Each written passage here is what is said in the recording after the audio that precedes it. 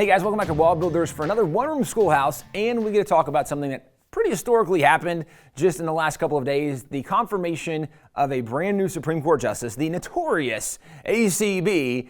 And this is something very unique as people now are talking about the fact, wait a second, the president shouldn't be able to do this. And I think there's a lot of information out there that gives some affirmation of the fact, no, the president can, and this is actually his job is to nominate. And when the Senate is of the same political makeup as the president, generally they do confirm even in an election year, even though it's very close to the election. So this is not unprecedented at all what's happened. But where there's a lot of concern now, we're hearing from a lot of different personalities, media sources, is everything's going to change. She's going to change everything. So historically, this is where it's probably good to add a little context. Yeah, she probably will change a whole lot of stuff. There's no question about that. But she'll change it back to what the Constitution actually intended. Over the course, actually, since about the last 70 years, the Supreme Court has been pretty activist, taking into themselves responsibilities, powers, jurisdictions they never were given by the Constitution.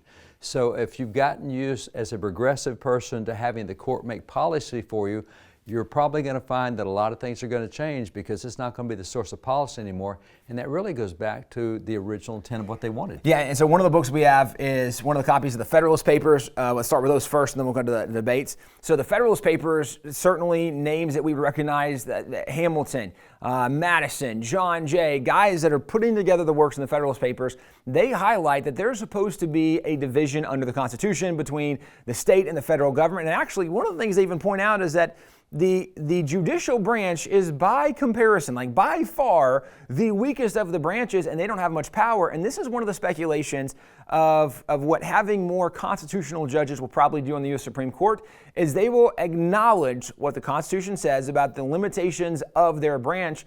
And probably some things will change when the U.S. Supreme Court says, that's not really our call, that is what the legislature does, or that actually belongs to the states. And this is where you're going to see the return to more proper constitutional understanding, which actually goes back to some of what the Founding Fathers even talked about was the role of the courts in the first place. It's interesting. We've seen from the 220 Trump judges that have been appointed at the time we're talking, the 220 Trump judges have been much more constitutional. And so even as you look at something like COVID, there's been all these lawsuits on masks, and you have a mask. Well, the Constitution doesn't talk about a mask. And so the judges have basically said, look, the governors get to make that call. If you don't like it, elect a different governor, elect a different state legislature.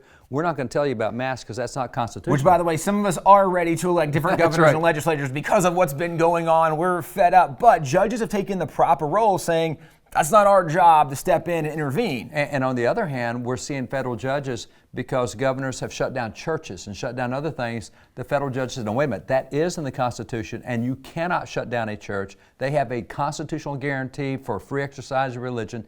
So we're seeing the judges be very aggressive when the Constitution talks about it and being very hands-off when the Constitution doesn't talk about it. And that's why this book is so significant. This book was written, actually, New York was considered a pivotal state in the ratification of the Constitution. You needed New York to ratify in order to have the number of states, 9 states, to get the Constitution in place. And so a lot of people in New York who had not been at the Constitutional Convention, who didn't hear the 6 months of debates, they're going, now wait a minute, what does this clause mean? And what this was done, this was written for citizens of New York. This appeared in the newspapers in New York, editorials, if you will, op-ed pieces to say, here's what this clause means, here's what this will do. And this is guys who helped write it and who knew what it was. So this is really a commentary on originalism. Mm-hmm. The one that came out after that is a little bit bigger is this one. This is called Eliot's Debates. It appears either in 4 volumes or 5 volumes. It came out in 1836.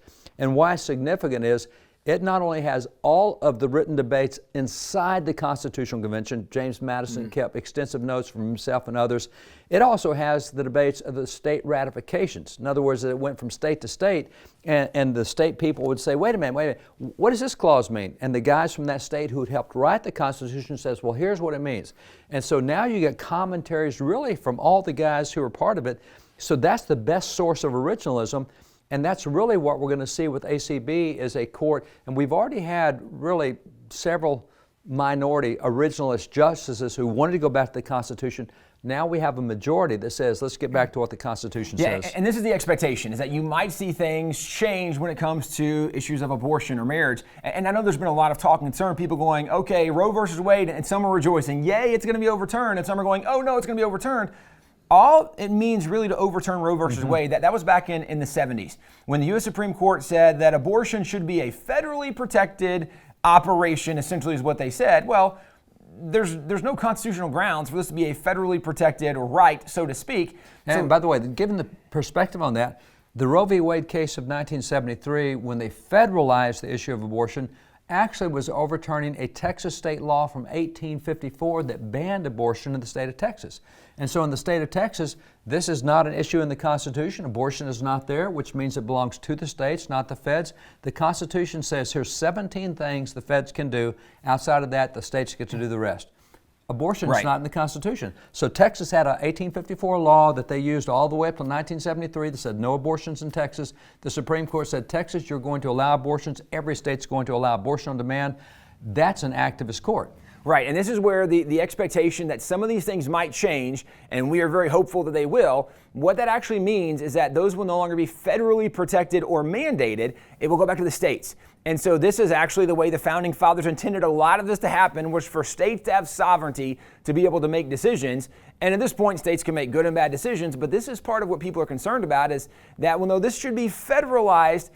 That's not what the Constitution says. And we are very grateful that there are now some justices in place that the assumption is they will be there to protect the Constitution. We have a couple of resources. We've actually written and talked about some of this before. There's a book called Restraining Judicial Activism. We talk about, for so many decades, courts have been doing things that are actually unconstitutional, taking on somebody else's jurisdiction, making rulings that contradict what the Constitution and what the Founding Fathers said.